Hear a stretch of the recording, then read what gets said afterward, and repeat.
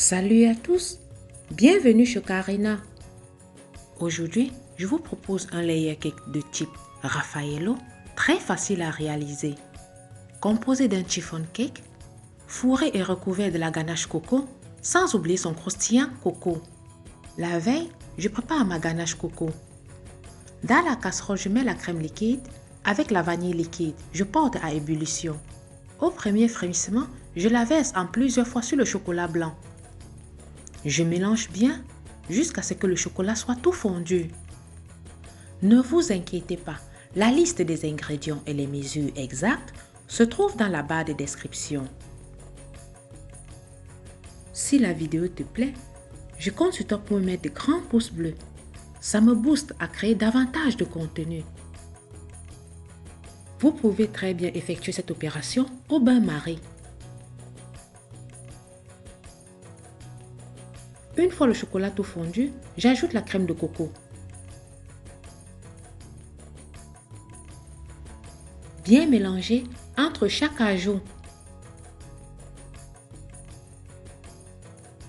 La crème liquide froide.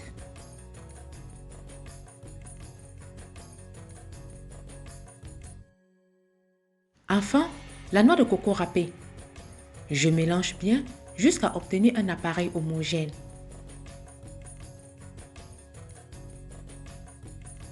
Je filme au contact et réserve 6 heures au réfrigérateur. Le lendemain, je réalise mon croustillant à la noix de coco. Je fais fondre le chocolat toutes les 30 secondes au micro-ondes.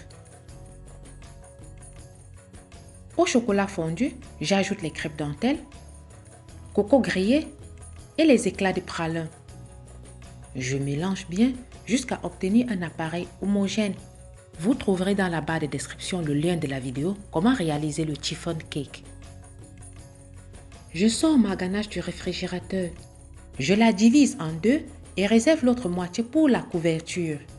Je fais tourner le robot. Lorsqu'elle commence à mousser, j'arrête, ajoute le mascarpone.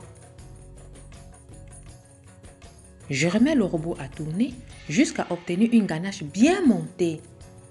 Attention à ne pas trop la fouetter, vous risquez de la rendre inutilisable.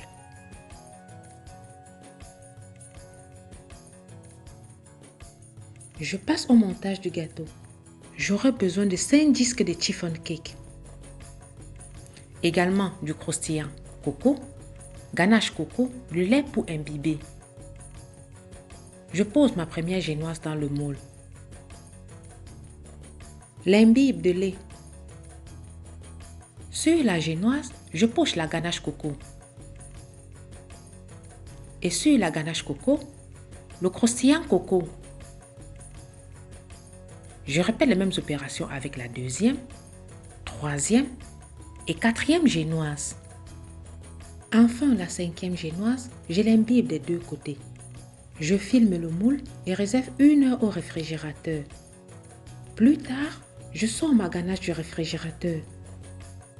Je la fouette légèrement.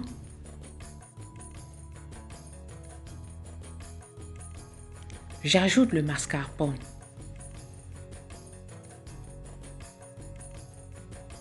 Je remets le robot à tourner jusqu'à obtenir une ganache bien montée.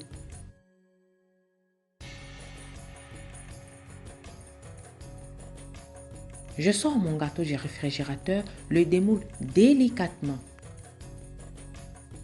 C'est à ce moment que je vérifie qu'il est bien droit à l'aide du niveau. Le recouvre d'une première couche de crème afin d'emprisonner les miettes.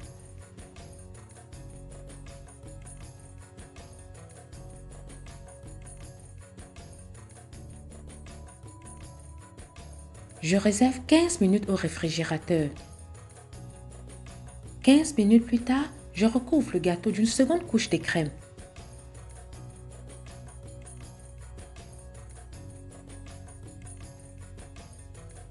À cause de la noix de coco dans la crème, le gâteau ne sera pas bien lisse. C'est pas grave, le but étant de recouvrir tout le gâteau et surtout s'assurer qu'il est bien droit. Car le gâteau sera complètement recouvert de noix de coco râpée. Je lisse plusieurs fois jusqu'à obtenir un résultat presque parfait. Une fois les côtés bien droits, je racle l'excédent de crème au-dessus du gâteau. Je recouvre tout le gâteau de la noix de coco râpée.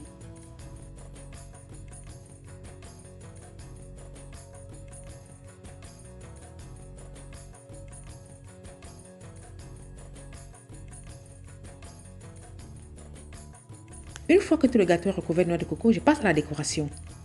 Pour cela, j'aurai besoin d'une rose, mini tablette en chocolat blanc et quelques boules de Raffaello. Une fois décoré, je réserve au réfrigérateur jusqu'à la dégustation.